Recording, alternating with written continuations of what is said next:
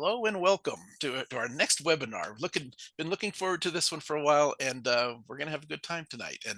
And this is Sim Racing Data, bringing the sim world into Race Studio 3. We have done some sim racing ones in the past, so this is just a continuation of that. And we'll throw some links up into the chat box for those of you that are here watching live, joining us tonight live. Uh, Anybody that when we mention that we're going to put links up, make sure that you understand that if you're watching this later, everything that we talk about here, putting links up, they will be in the description for the YouTube video, and you can grab them there. We're going to have data files, we're going to have user profiles, we're going to have all the manuals and papers, and of course this presentation is available for those of you that are here. You can grab that off of the chat box right now and print and open that up real quickly if you want to kind of stay up. A lot of information in here that you may want to keep and be able to look back at the presentation as well. So appreciate everybody being here. We're going to have a great time. Our co-host this time is a many time co-host with us, joins us and does a lot of things helping me get these things ready to go, and has presented a lot of them, is Matt Romanowski. Matt's going to be joining us here today. We're going to talk about sim racing. Matt is I think he's liked him for a long time, but he's recently now jumped in the deep end, I think. And learned a lot. And when we started chatting about some of the stuff that he's learned, it was like, yeah, this is the right thing to do. When he suggested maybe we have a webinar, so we're gonna dig in and learn a little bit about it, and see how Matt does in the seminar compared to all the other data we've looked at in his real car. So um, Matt, tell us. We've done this quite a bit before, so I'm not going to go through the intro slide, but give us a little bit of give us that 30-second background on Matt and how you got to where we are here today. Okay. We got here because I just keep asking. You keep saying yeah.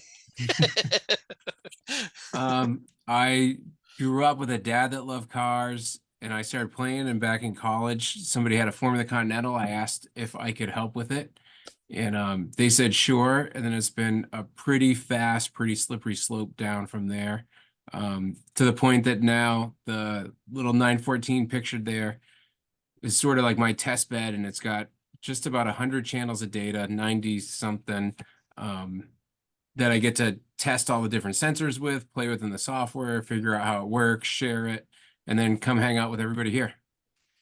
Perfect. When my son raced, we had the Spec Miata. Uh, he semi-jokingly, I think semi-jokingly, said that was the only part of racing that scared him, was all of the data and the wiring that we had in the car. That he was afraid, and it was tidy and everything. But he always gave me a hard time. And you've taken that to another level yet on your car, so that's kind of cool. So our plan today is to talk about why, what are some of the good reasons for this, and Matt's going to kind of take over, and I'll run the presentation. But about half of our time is going to be talking through and sharing some information, sharing some links of documents and such. And then about the second half, don't know exactly when we'll get there, but we'll bail out and go into some live data where we will compare some of Matt's sim racing data with with an actual professional sim racer that joined Matt, and grab some data files, and we're going to be able to compare them and see the kind of stuff that you can learn in sim racing versus real, and training on a sim versus another, somebody else. Just interesting things that may be interesting and fun to look at. So with that, Matt, I'm going to kind of turn it over to you a little bit. Let me know when you would like me to move the slides ahead, and we will go from there. Perfect. So I thought we'd sort of start with why would you want to try driving a sim or the esports or do this sort of racing?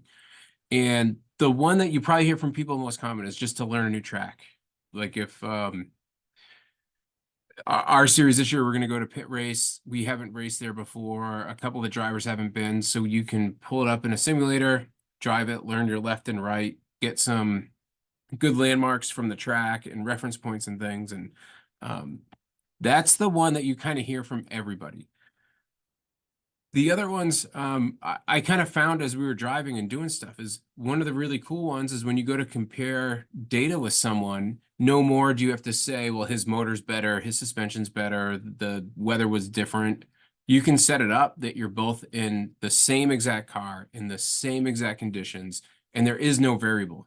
There's not, it wasn't windy, it wasn't the temperature didn't change, the track didn't heat up. Um, it was the same for everybody. Uh, so that part, it's one of the ones that and it's kind of obvious, but you don't really think about. And it's been pretty neat that you can take people with all different cars and all of a sudden you're the same. Or what we're going to look at later, the person doesn't even drive a car. Like Cameron, whose data we're going to look at, is a kart racer and an esports racer. So it's pretty neat, something that we'd never have that chance. Like I can't compare data unless somebody hops in my car. Exact same to same. So that's been pretty neat. Um, one of the cool things you can do is learn setup changes. I was talking to someone today and they said, well, they don't have a car like mine. So I take this car and I take all the downforce out of it to make it looser and to try doing stuff. But you can go in and say, like, what does it maybe seem like if I change tire pressures in the front or the rear, or I change spring rates, or there's all these settings you can change. And then what I like to do more than that part is just drive a different car. So it has a different acceleration threshold. It has a different braking threshold. Because like in iRacing, you can drive one car and it turns really great, but it doesn't accelerate that great. Or this one really accelerates, but it doesn't stop. So all of a sudden you have to make all these new adjustments, and that kind of leans into the next one, is that in all those adjustments, you get to learn and practice new techniques. So things that maybe you weren't great at, you can start working on. It's one of the ones I noticed I knew was sort of one of my weaknesses in driving, but the sim spotlighted it in a way that I didn't guess, was my hand speed. In the car, I have really fast hands to catch stuff, but I don't think I vary my turn-ins enough. And on the sim, I found I started to lean towards like really slow hands, but you're driving and it's a chance. You don't have the pressure. You're not worried about survival or if the car is going to crash or something when you're just doing these practices. So then all of a sudden you can go like, well, what if I turn my hands faster?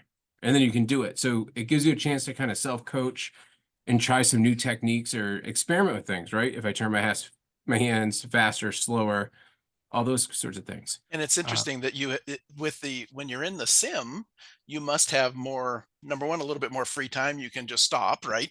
And Yeah. you don't have the pressure of, this car's trying to kill me, or whatever, right? You can think about some of those things a little bit more, where in the real car, you got other things to worry about, and you only got 20 minutes, so you're really putting your head down and really trying to get after it. You don't get to really think some of those things through. Probably a from a technique standpoint, probably very, very valuable. Oh yeah, definitely. And to the point that you can try something 3 or 4 laps, stop, grab the data, look at the data, kind of analyze what you did, and then go again. And in that same 20 minutes you'd have on track, you might have done 2 or 3 experiments in that same 20 minutes. And then, oh, by the way, you jump out because it's dinner time. Yeah. Yeah. It's a pretty neat thing. And you shared something with me, as we were kind of chatting about this, that I think I heard you correctly, that you have the ability when you can just repeat certain sections of the track as well. So where you're talking actual hand movements and all that, but if you're struggling with a certain corner or a certain set of S's, and you can just run that back and back and back without having to do the rest of the lap, that seems like a very, very valuable thing. Oh yeah, iRacing, it's called active reset. And you can just run, you can set your markers and just keep running the same section that you define, the same segment that you get to define, and practice it. And then you get to the end, you hit the button, you start over again. So if you just want to do reps, if you're at Road Atlanta and turn 12 is your nemesis, you can just keep running it and running it and running it and running it until you feel like you got it really good. And then if you don't hit the button, you just get to start doing laps again. It's a really, really neat feature, and something there's no other way to kind of get that idea and do it. Which helps on that next bullet point, is not just new techniques, but your trail braking, throttle, pickup, and no coasting, that you can really work on those kind of things for a certain corner or something too. That would be great. Right. It has been really eye-opening for me because it's brought out things that I don't normally do in the real car. All of a sudden I'll do in the sim. And then some things that I'll do in the sim, I don't do in the real car. So it's been really interesting to see those differences. And then I'm kind of the analytical driver, and then I start to think about it and say, why did you do that? Like you were not trail braking enough, or you trail braked it the other night. I was way too much. Like we were at Watkins Glen and I was getting killed in turn one because I just kept overcharging it, which I guess that I do that in real life too. But then then what was funny though is it lets you think back and you can self-analyze. And I was thinking about it that night and I said, why did you never adjust? Like I kept doing the same thing and it didn't work. And what was funny is the next one is throttle pickup, no lifting. Well, I was doing it constantly on the exit. I couldn't keep the car on the track. And what did I do? I tried to go at it harder, right? Like, so then now it's not a physical technique of how you turn the wheel or how you pick up the gas or how you hit the brake. It's a mental approach, right? Like you can look at it and go like, look, I kept making the same mistake. I was hitting my thumb with the hammer over and over and over. And what did I do? Like I never thought to miss my thumb. So then you can go like, well, now it's part of that mental strategy of racing that you can do. That's like the hardest thing to practice, right? And you can do that. Not on the list, iRacing and a lot of the programs, you can run against AI cars. So you can build racecraft trying to drive with people. Or if you're driving with friends, you can practice your racecraft with them. So it's pretty neat and it builds these other skills that you just don't have a chance to do in another way. One of the ones a bunch of the guys on the podcast or on the webinar tonight brought up to me that I hadn't really thought about is how much time and money it can save people. Because you always think of the expense of buying the sim rig and the computer and all that, but then you can go out and you can save time because you don't have to drive to the track, you don't have to set up your gear, you don't have to clean up the car before, you don't have to get the car ready, all those things aren't there. So you can have 30 minutes, jump on the sim and have a really good session. And then that was it. And It's not a big deal. no tire money. No tow money, right? Like the tow fund gets pretty significant, all those sorts Yeah, of things. yeah, No hotel, right? There's not extra meals out, like all that stuff goes away.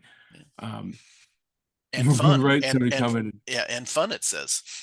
right? The fun. It's funny because me going with a bunch of people, I think if somebody listened to it, they'd hear the same sort of conversation I hear when my 12-year-old's playing Fortnite or whatever the games they're playing with his friends. You're just having a lot of fun hanging out with friends. Yep. Yep. That part's pretty cool. And it's one of the ones that sort of you get a little bit more of that social component because it's not as physically demanding. If you're someone that the heat of being at the track or the physical exertion, if you have a car, how often do we hear stories about somebody, how hard it is on their body, right? Like a Formula car racers, they start to get bruises on their ribs sometimes, or they get worn out. Well, when you're in the sim, you don't get that same sort of thing.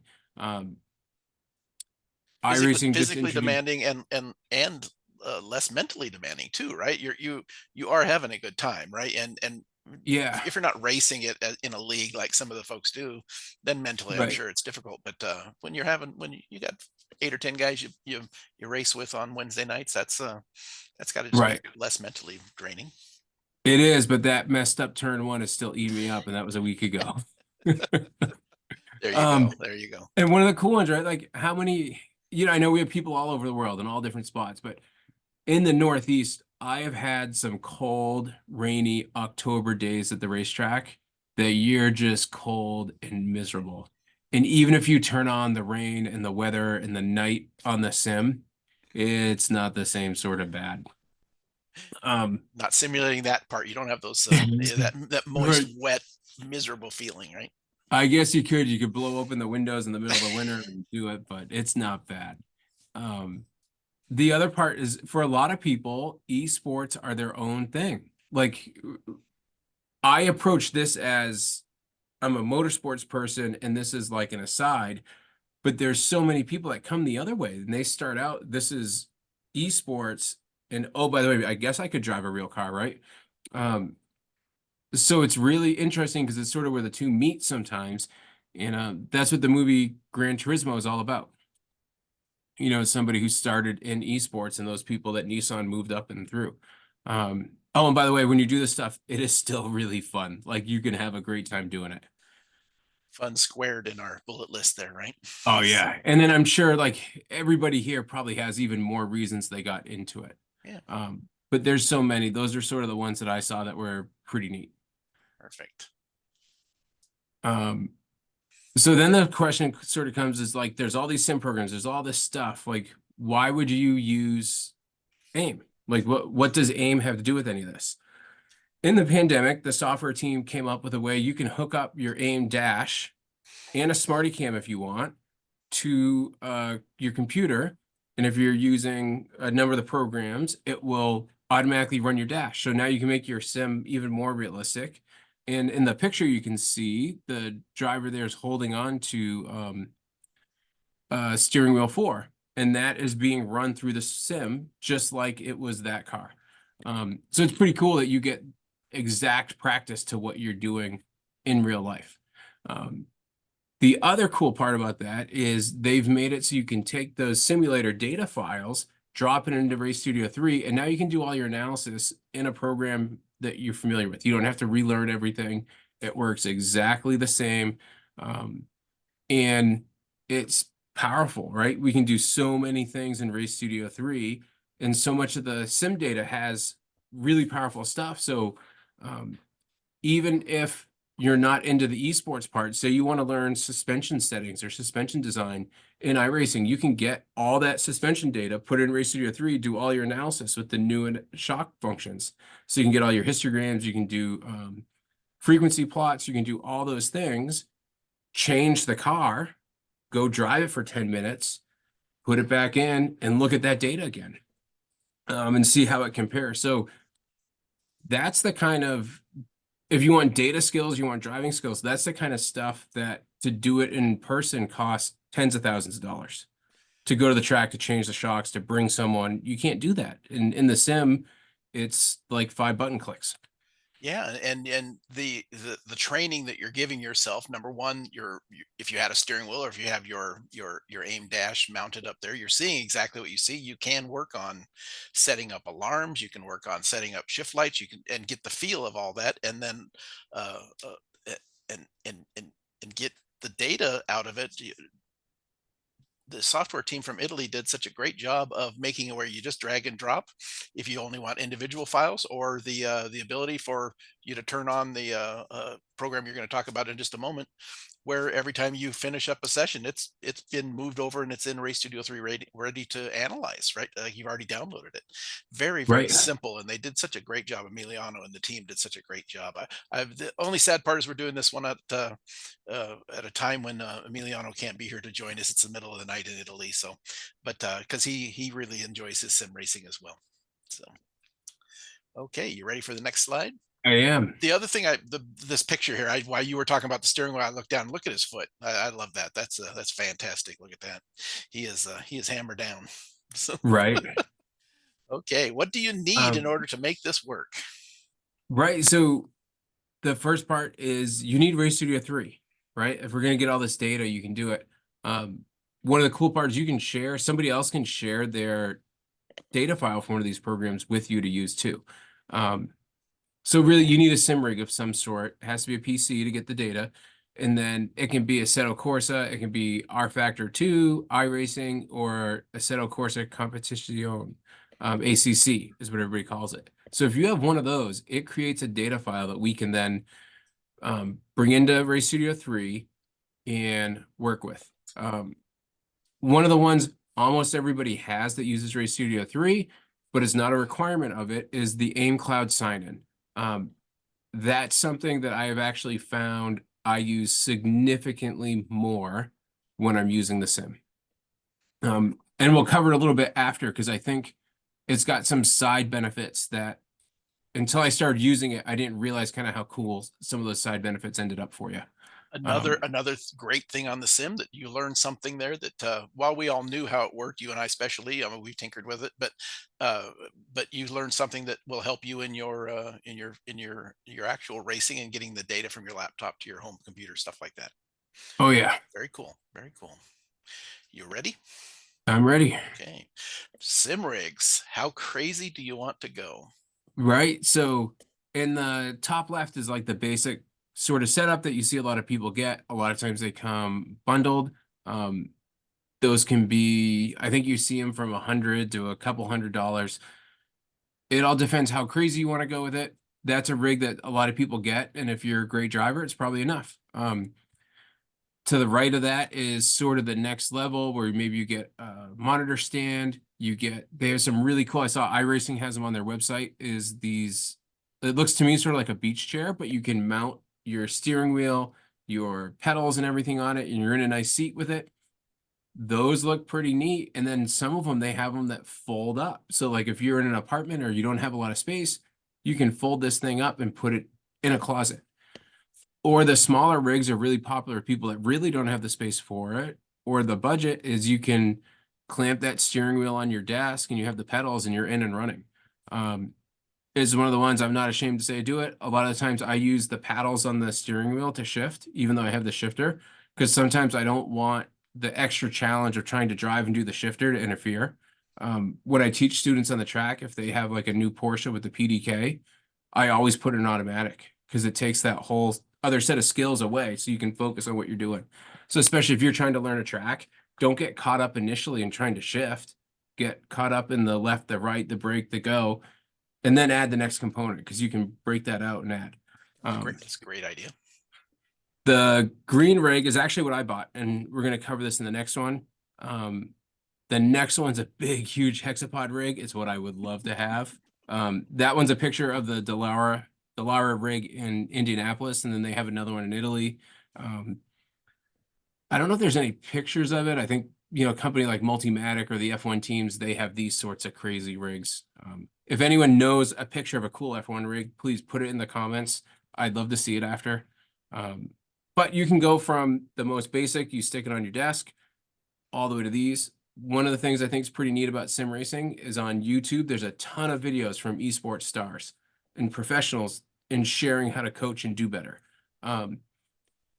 What I think is so cool about that, I was watching one of them and the guy was critiquing somebody's race and he was looking at the front wheels of the car in front and how they moved, and he paused and he went, holy cow, that guy's running this race with a controller.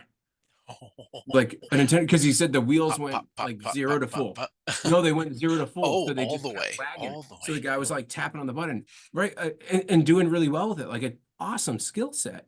So if you want to try it, go for it. You can do it. Like the worst is you don't like it and you're out a month's membership.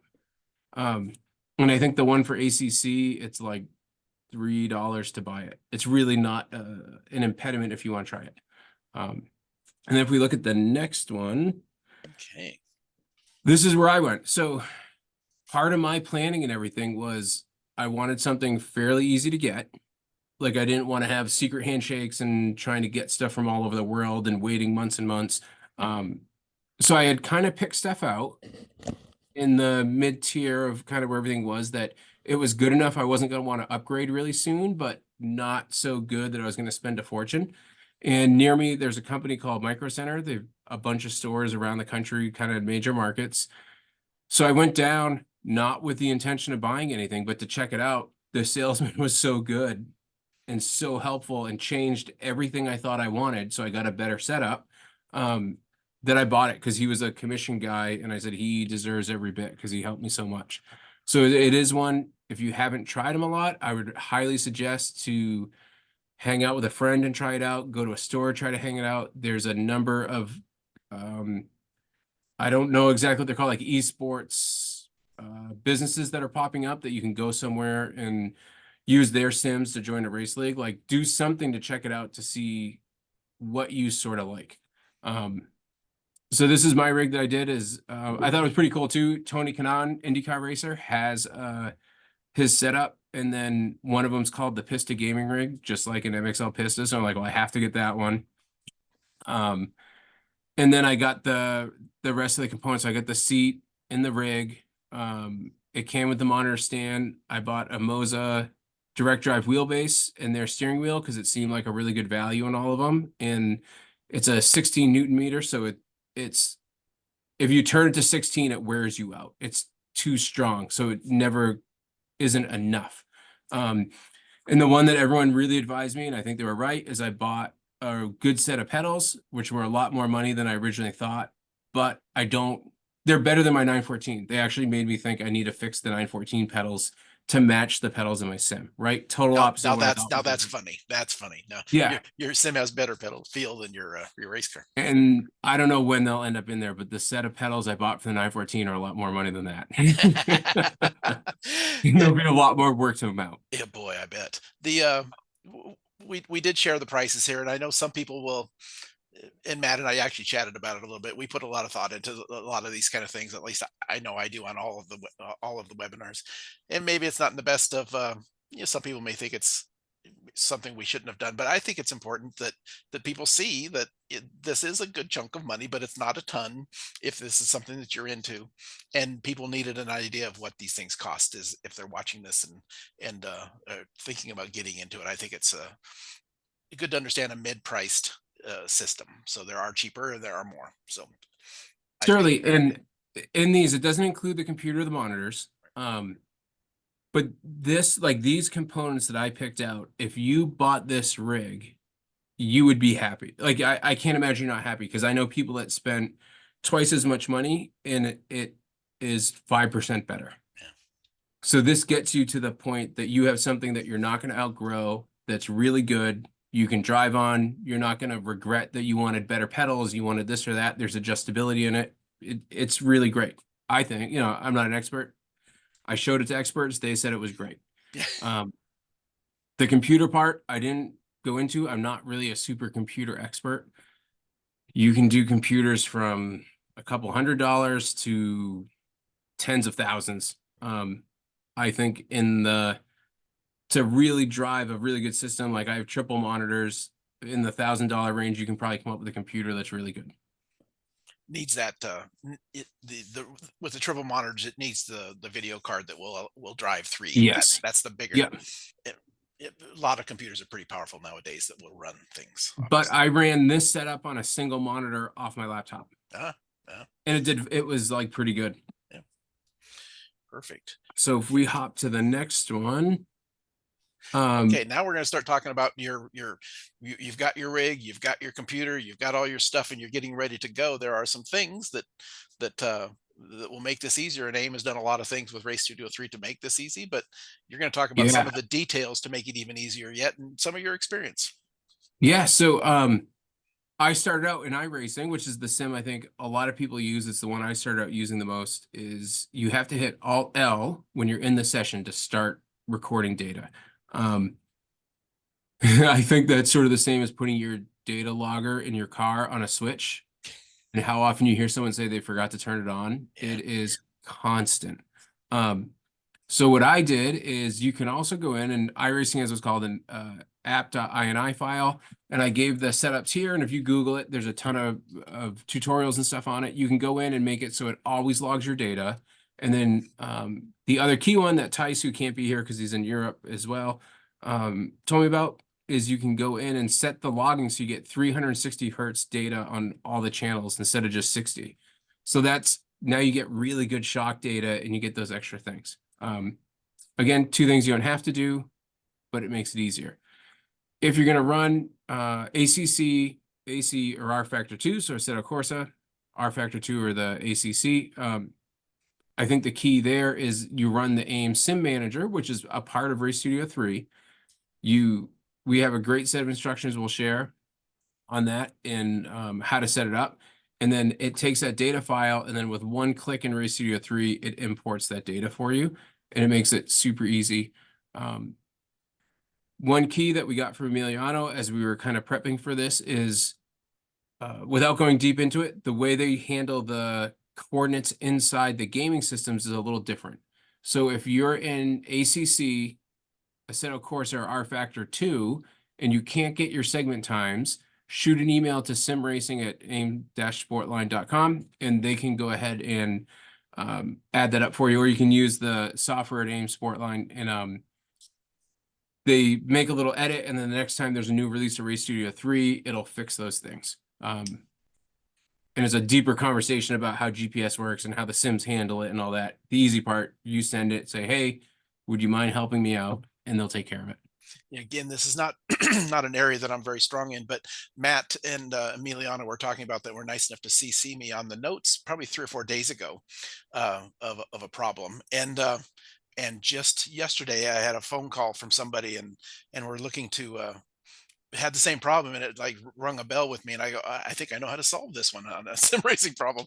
So I appreciated that, and it's pretty straightforward. So if you're having that trouble, just drop a note to them, and they will get you fixed up. They don't want to do all the tracks, or can't figure out everything right off the bat, and different configurations, different maps in Race Studio 3.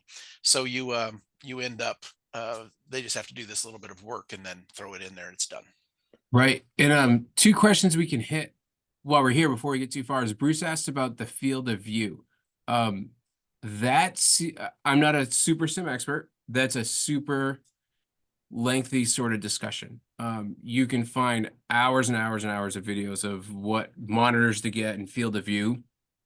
I hit the easy button. I drove that sim at Micro Center. I liked it. I bought the same monitors. They seem to work really well, but some people like VR, some people like triple, some people like one big one. At PRI, Brick from AiM and I went over to the sim racing arena, and there was a monitor that, I don't know, if I stretch my hands out, it had to be 6 feet across, and it was one continuous monitor all the way around, curved in front. It was incredible. I heard it was tens of thousands of dollars for the monitor.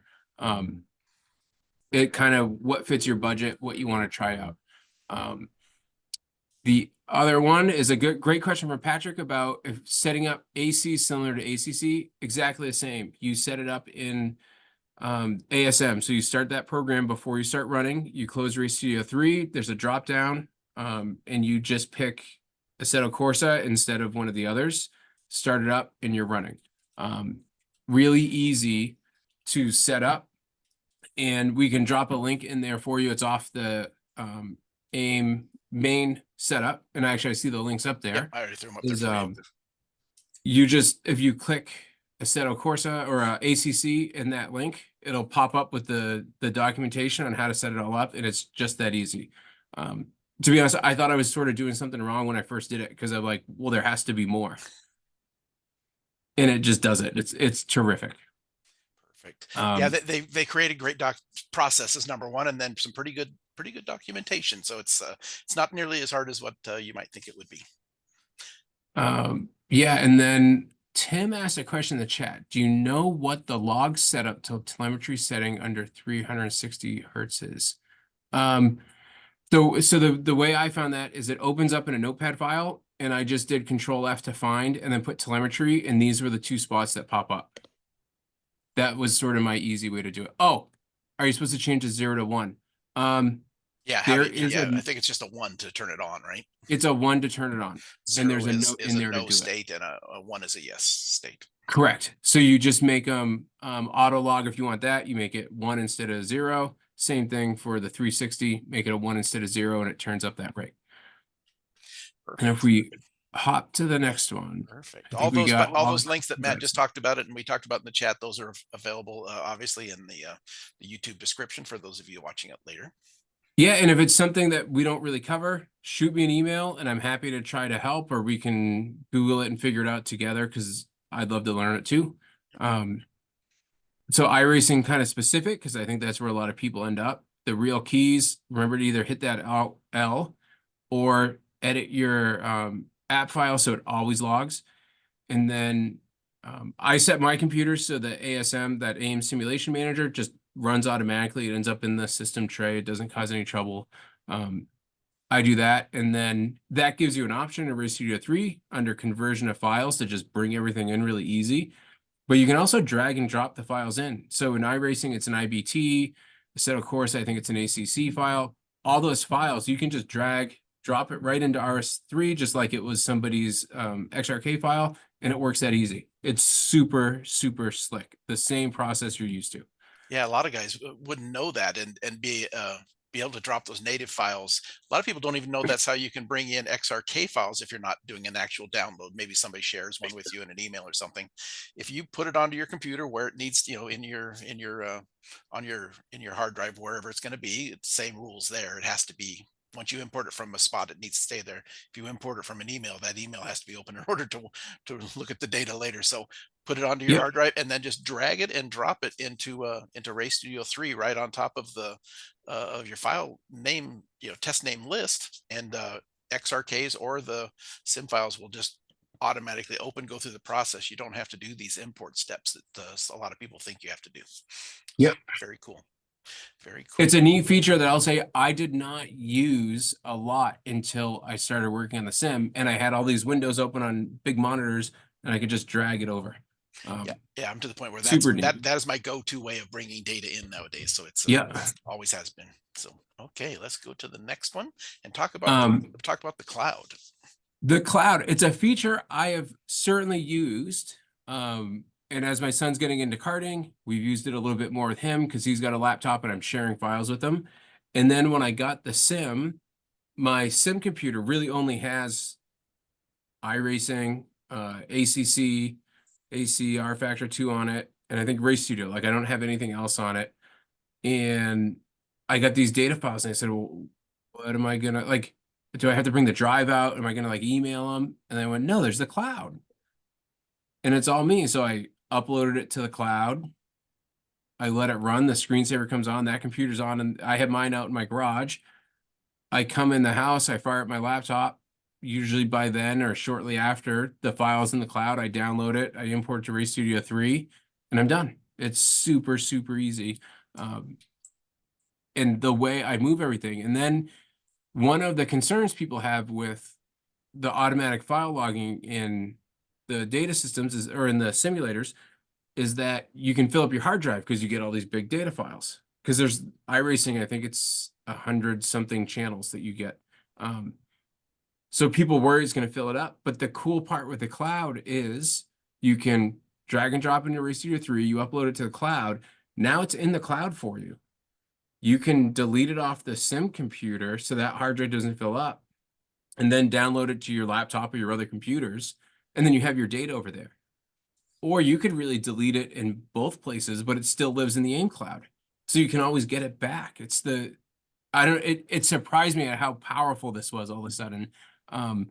It made me realize that my upgraded membership that I got on the cloud is totally worth it because I keep sticking files up there all the time. Yeah, I was just going to mention that the standard amount wouldn't allow you to store very much data up there, obviously. And so Yep. if this is something that you really like, that bumping up the amount of memory you have on the AIM cloud may well be a very good thing for you. Yeah. And even if you don't want to make that upgrade, it's something that it's really easy to manage them on the cloud because you can go in and remove it from your cloud account. It's a great, I was amazed at how powerful that made everything going. And Bjorn just said I was totally off on the number of channels. The base set is 70 plus. The full set's over 270 channels of data. It's a ton, but it's really cool. If you want to dig into data, it's awesome. It's a Um, ton, but it's really cool. Spoken by like a real true data guy there. Exactly well, right. one of the things I thought was so neat is you look at, they have all these cars, and this is a little bit of an aside. They have all these great cars that you can do in all the simulators. And in a program like AC, people have made everything. If you can imagine it, somebody's probably built it for the sim. In iRacing, they have from a Formula One car they just added micro dirt sprints, right? Everything in there, off-road trucks, everything. And then you can get these data sets. I have probably one of the most expansive data sets in a car that of anyone I know, and I've got like 100 channels. And then all of a sudden you can get 270. And some of them are not as useful because I think there's two for throttle because there's a throttle raw and a throttle percent. But then you can get all these extra channels that there's no way. Like you can't get shock data that clean from anything. It's just a really neat thing.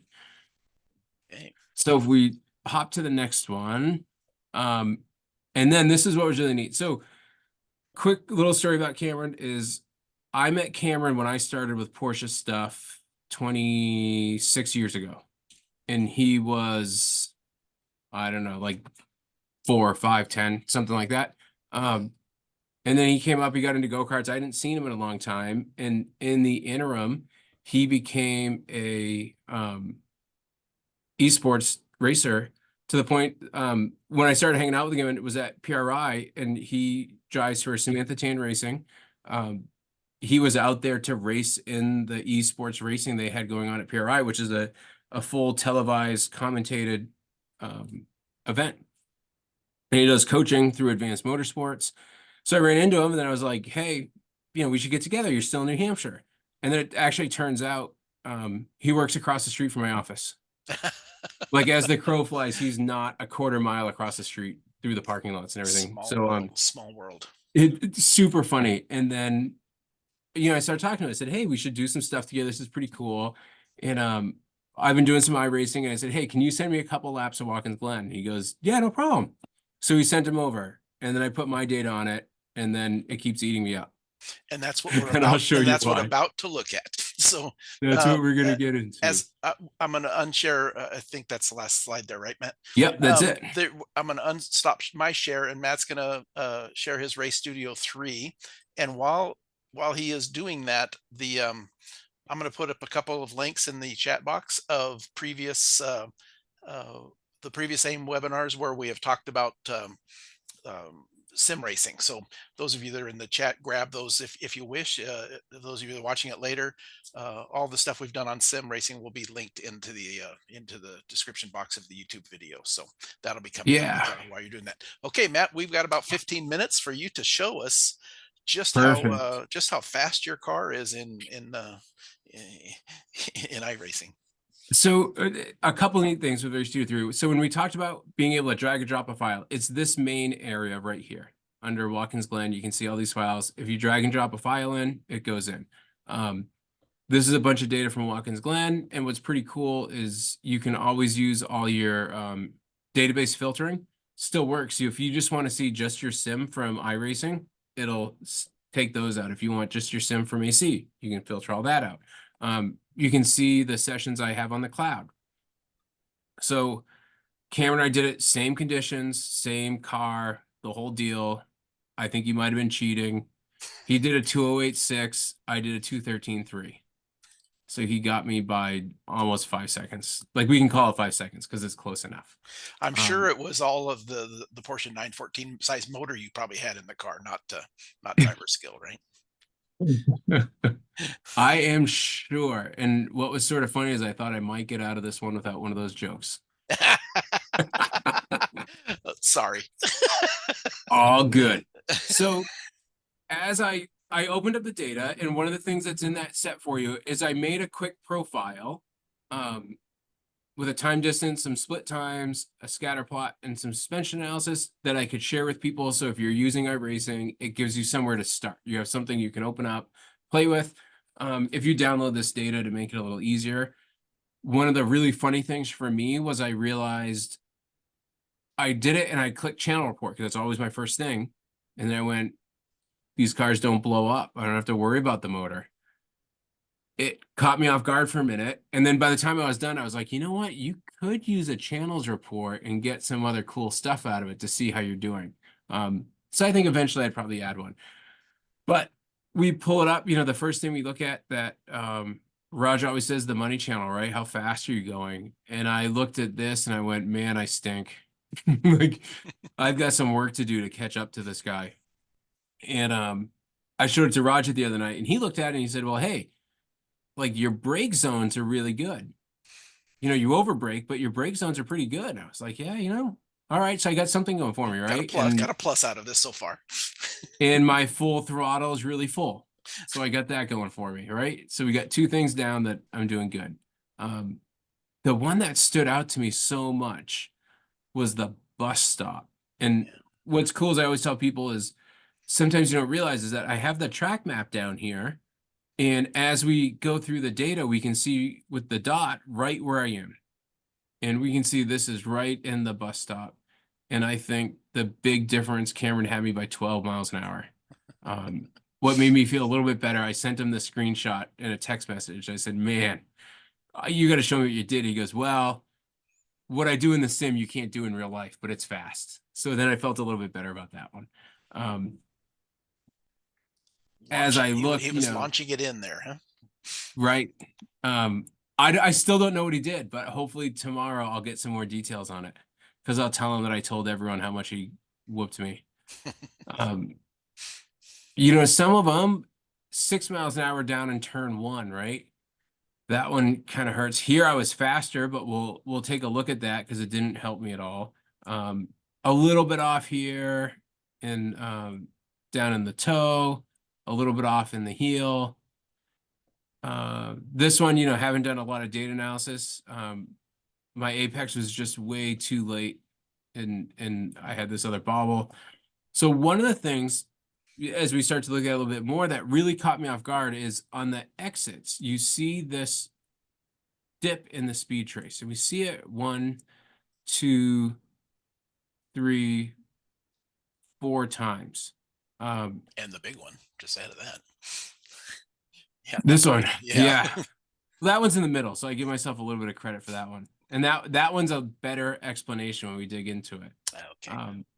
But if we take turn 11 onto the front straight and we zoom in, and actually this is probably a good time because Jared asked a great question. Yep, I knew we were holding that. I wanted to mention it, Jared, so you didn't think we were Yeah, ignoring you, but here we are. this is what I want to show to you, Jared, because this is the one that catches a lot of people. So up here in the top right, we have all the different ways we can kind of display our data. And we can do overlapped, and we're going to do it.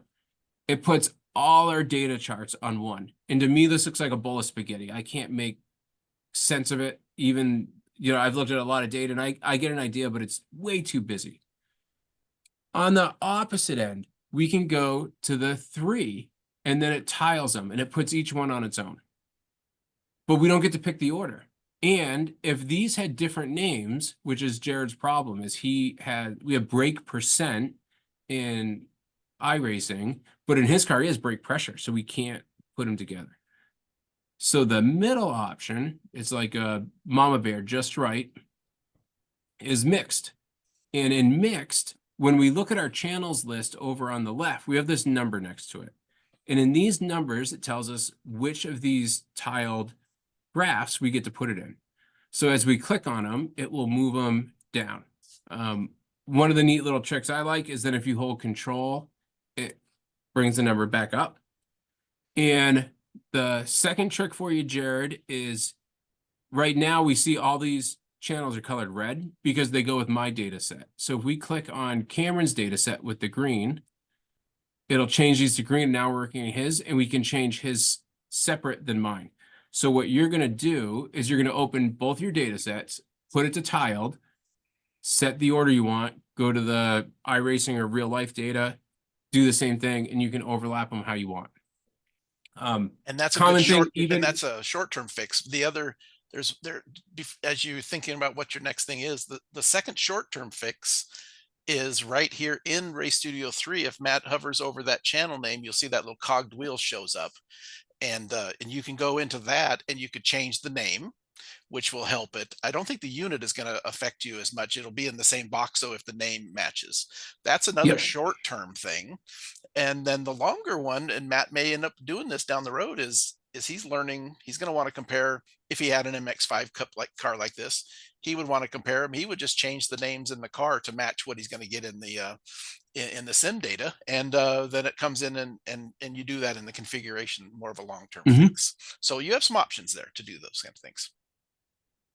And then if we're gonna kind of look and see ways that I can improve with this data, now that we have it all aligned and everything, I think a good one to look at here is turn 11 onto the front straight, and we see this big dip. So I'm going to use the selection tool. I'm going to zoom in here, and we can zoom in. And now we see scale these a little bit, and we see my speed came in. I'm the red line, and I came in a little bit faster, leveled in the middle, and then I dipped again, and then I'm out. And when we look at my steering trace here, I'm not a ton different. He has this sort of flick on the way in. Probably getting the car all the way to the edge of the track better than I did. We're both straight. Our turn in is similar. I go back to straight where he holds that steering in it for a while, and then we track out the same. Um, our brake traces are pretty different. Um, he braked a bunch earlier than me. And if we use our delta tool, which is the triangle, we click our first point, use the delta, we get where I started. And we go up here and we can see I braked 84 feet. This is something I do in real life. I will tend to brake too deep to go through things. So it's something that, kind of carries over the same. This is one that really surprised me because I started trying to do it. As I pick up throttle on the exit, you can see it's interesting because you wouldn't do this in a real car normally, is he has 2 steps in his throttle pickup where usually you tip in and it's slowly increasing and then it goes exponential. He had this big tip in to 63% and then he went right to full. I tipped in a little bit more like normal and then I had this big lift. And that kills your speed out, right? That's one of the ones, once we start going to throttle, we always want to keep applying more throttle, not lifting out. So that really hurt, which is interesting because it is not a tendency that I have in a real car.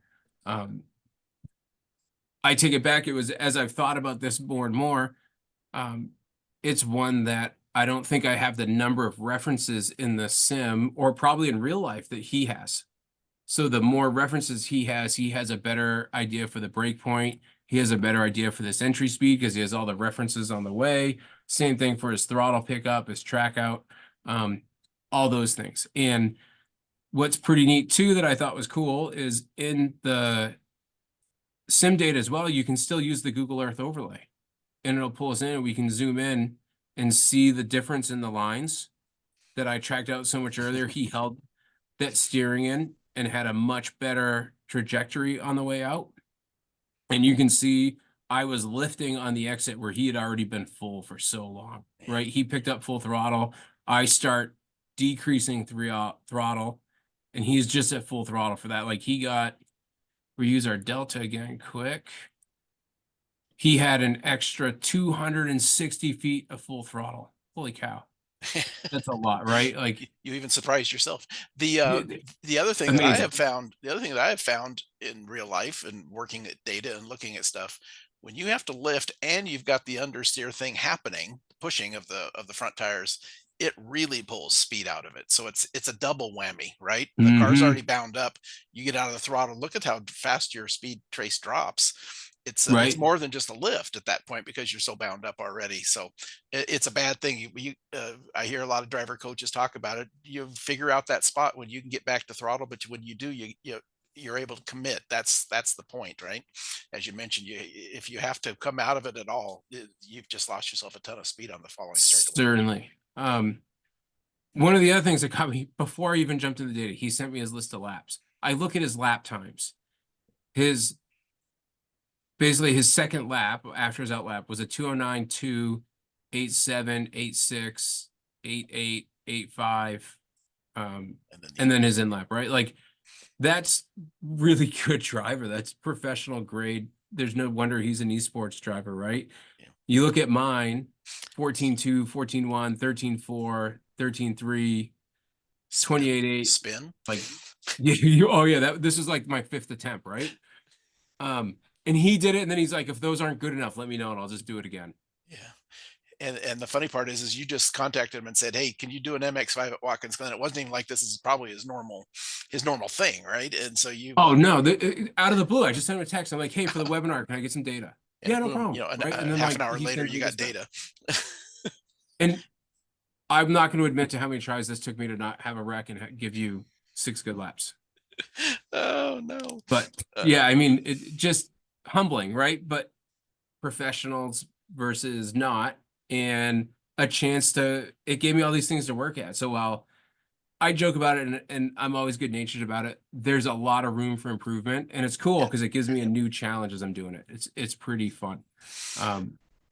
One last thing And that's then powerful to me, an experience that I had with this is I was trying to get to a track map I wanted to build that I could not was not in the AiM Race Studio 3 database. People were running it, but I couldn't get it, and so I called a buddy of mine that had Race Studio 3, iRacing, and I had him send me the IBT file for a configuration that we didn't have, and boom, darned it, it worked. He went out and drove it, and again, 45 minutes later, he sends me a data file.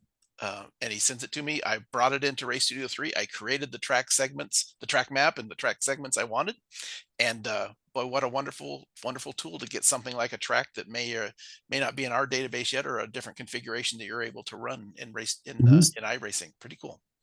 Yeah, and then we're running just a little bit long, but I wanted to share some of these other cool parts of the profile that I built up, and that you can grab is you can do a full split time analysis in it with all the split time graphs and everything else that goes with it. You can build friction circles. You know, we can look and see how different they are, how similar they are, how we compare. Um, a great chance to look at those things and kind of see where the car is. I colored it by one, but we can go in here and reset the colors so we can see that Cameron was the green one, and just how much better it looks. That I is chose pretty because great. the friction circle, I put the circles behind it, but just to kind of show off all the different ways you can look at all this data, and then all the power of the suspension analysis that you can go in with the channels, all your histograms, frequency plots, log sheets if you're going to make changes, a great way to be able to keep this all in. So really, really powerful to look at all this and to figure out more about your driving.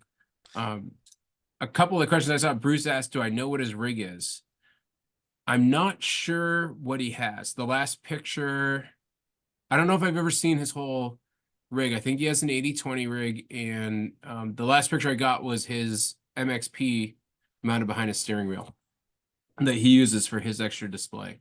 And then Bjorn asked in our example, turn 11, was I pushing off? Yeah. And if we had some more time, or Bjorn, you have my data too, and it's in the data file, you can look, and it was in my my brake release and everything else. And it's a neat aside with iRacing because you have all those channels. You can go in here and pull up the suspension positions and everything else and see how the brake release affects the attitude of the car and the shock positions and where the nose went and how you transition that weight. Because I think iRacing in the cars I've driven are probably more sensitive to it than the real life car. But it's kind of neat too, because if you can fine tune yourself to those low scales, right? We talked about learning new scales. If you can fine tune it to those smaller adjustments, it gives you a chance that you can apply them even better in real life. And kind of a tie into one of our other webinars in the past, Ray Phillips we had a really cool webinar that talked about, even if you didn't have the shock pots, to start to understand that whole moving of the platform and moving weight around. This it could be added to this, and have even more information about that particular, the physics of the car moving around. Pretty cool. Yeah, and Ray's webinar is a great chance to bring up too, is with math channels, you have the full ability to do all the math channels you want because it's data. So you can do all those math channels Ray introduced in his webinar. You can put them in there and calculate those loads and everything, and see how your driving starts to affect it and everything else. It's so cool to have access to that level of data as you scroll through and you see all these channels. Even to the point like it has stuff about how much the tires are worn. It's incredible. It's really neat and such a great way to use Race Studio 3 with channels that you might not normally have that you can work in and do all this stuff. To kind of close it out a little bit, the what I've gotten out of it a little bit, again, I don't do this much, but you get your driving, your sim practice of the driving piece of it to improve yourself as in your driving performance, the driver himself, and then you've got your data analysis performance that you'll be able to work on with this data files that maybe are sensors you don't have, but you'd like to try them out. And beyond that, you can set up Race Studio 3 and try to some different things away from the track when you don't have the stress, and be able to start setting up your tabs and your user profiles the way you like, and begin to get some things set up for you for later. And then if you mount your hardware onto your sim rig like you've talked about, then boom, now you're setting up alarms and you're setting up and the whole learning process is just enhanced a ton by the sim.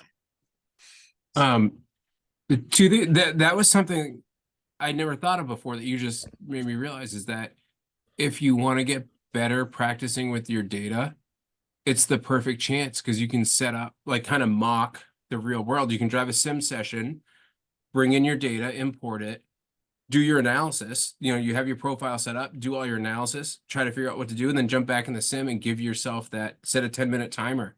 Can I do 10 minutes of analysis, get back out there and do something to improve? And by the way, I'm a little bit ignorant, but it's my understanding if you put a logger in there that has the memory on it, the data is being logged on the computer, and you can do your normal download too. You don't have to use Yes. the sim, the easy part of doing that. You could actually connect with the Wi-Fi and practice your downloads, set up your folders, all the normal stuff. That's pretty interesting. Right. And then the last one I want to cover before I give it back to you, Roger, is Andy asked a cool question. Like looking at my data set, what would I do first? The first one that bugs me the most is the one with the biggest difference, and it's uh, the entry and through the middle of the bus Bus stop. stop, yeah, yeah. This drives me nuts. And the only reason, having talked to him or texted with him, um, I wouldn't work on this first if it's not something I could do in real life and it's not something that would just occur to me. I would skip that. The one that actually I would work on first, and even maybe more than this, if I didn't know this wasn't real, is the lift on the exit because it Yeah. gets me one, two. That's not really that. 3.5, 4.5 times. Like But there's a trend there, right? And that would be absolutely. something to work on. Although I will say, whether it's sim data or real data, my eye always just goes down to the time compare bar, and do Hmm. what you mentioned first. Your gut feeling is you find the biggest loss of time, Yeah. and you kind of start there, and before you're done with that one, your eye will start to see the trend of the lift off the corner, and whatever happens to be else. And Very you very know, true. there's so many like this could be a fun webinar all on its own. Yeah. Is I look at it and I'm like, it's not really half track, right? But to the entry to the bus stop in the braking zone, I'm only off them 8.5 tenths. Yep. And then I lose another 3.8 seconds the rest of the lap. There you go. So automatically we look at that using the time compare. My focus has to be on the second half of the track. From there the rest of the way. Absolutely. Absolutely. Give And yourself then small wins when you're doing these kind of things. I think is always important. yeah, exactly. Like and I'm my own worst critic. That's why I say, I stink. But in reality, it's like there's a lot of good here. And if you clean these exits up, if you can fix this and get it back here, and you fix this one, you fix this one, right? Then you just fix four of the biggest problems. And takes And away, 3/4 of the time lost, right? yeah, really quick. Yeah. So yeah, Andy, great question. Yeah. Where to Absolutely. jump at that and a little complicated because it also depends on the driver and the situation. But yeah. Yeah. And then Roger, I always start to go ahead and you go and share that. I always look for that first big loss of time, right? Where's the biggest one? That always is the one that draws my eye. And then, yeah. but you mentioned it earlier. It's the money channels. My eye is looking at speed trace right off the bat, and then start to fill in all the rest of those channels are telling me why it's faster or slower, right? So pretty Yeah. cool, pretty cool. Let me share this and do that. Let's make sure that comes up the way I think it is. Yep, there we go. The uh, Improving your driving on the sim, improving your data analysis skills. Those are two things that you showed, and then you mentioned it a couple times on one of the slides. Is it's fun? It's a good time, right? And not only from the driving side, but from the data side and all the different things.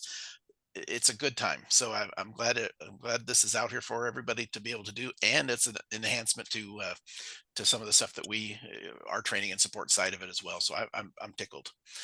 I also threw in a couple of links into the chat box, and they'll be in obviously into the description of the YouTube, where some links are for the previous videos. This slide that I'm showing right now is where these are at as well. If you have any other questions or any other things that you can look at on YouTube, make sure you go to our YouTube site at AIM Data. That's where you'll find all the links at, and this one here will be up there for those of you who want to rewatch it later and take a look at it, or uh, this will be up there within an hour or so, depending on how long it takes YouTube to allow me to upload it. So, and I've had a bunch of people lately, especially when I put them up as fast as I can, and I've had a couple of emails per video, the last two or three of them. Roger, it's really low resolution, it's junk, and the way YouTube loads them is they put them in first in low definition, and then they slowly increase that definition. So if you get that, it will get better in within 20 or 30 minutes typically. So the uh, as we kind of close this one out, it's that time of year where we're heading to racetracks. Like I mentioned, I'll be in New Jersey over the weekend at an event back there. Customer support is what we do, and look for the guys walking around in their backpacks or in the vans, and offer them a cold bottle of water, maybe a cold bottle of beer at the end of the day. But it's pretty hard walking around in the heat and not stopping. They're really busy making sure they try to get to as many customers as they can, and most of the time they don't get lunch. So if you see them, say hi, and if you need them, give them a holler real quick and get them over there to ensure that you're getting everything you can out of your hardware. So the make sure you give us a shot. Pretty excited about this one. Our next webinar, next not next Tuesday, but Tuesday on the March 26th. We're going to have Robbie Yeoman come back and join us again, and we're going to talk about a new AIM product, which is the AIM Sports new K8 keypad. Robbie's going to come on and talk all about it and show you some of the different things about it, and I think you're going to like it. Always good to have Robbie here joining us, so that'll be fun, and I'm looking forward to that one. Matt too, I'm sure. So it'll be a fun time. So join us on the 26th. That is one of our morning ones at early afternoon on the East Coast, morning here in on the West Coast at 10 a.m. Pacific. So join us that day.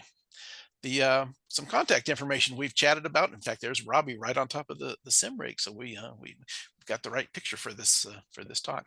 There's some contact information for Matt and myself. If you have any questions about what we chatted about, make sure you drop us a note. It was really fun doing this. I learned a lot as I was preparing for this, like I always do, but on this topic, I even learned more. So I appreciate it, Matt. I appreciate everybody that came. Matt, is there anything else you'd like to kind of uh, mention to the folks as we're on our way out? And no, I hope people got something out of it and they saw some kind of neat things in there. If you have questions, please reach out to Roger or I. Any other problems, hit us, hit software. We'd love to help you out. And we hope you got something and had fun with it. And grab my data. If you see something I didn't see in my driving, please tell me. I'd love to be better. There you go. The data is available. That's been linked, and the user profile that Matt just showed has been linked, and you can download those two data files and play away if you wish as well, and give us some feedback. And perfect. I hope everybody had a great time. We did have a new one with us. Emmy was here with us, in the she threw a couple of chats up there. I think they were just to me, but um, she's a young racer here in a Spec Miata and is doing a lot of sim racing, and it is doing this exact same thing. So I was glad we were able to chat the other day, and got her to be able to watch this webinar, and maybe hopefully it got you something, Emmy. So look forward to chatting with you in the future. Perfect. I hope you all enjoyed it. Look forward to seeing you next time, and have a great night, and we'll see you next time. Talk to you soon.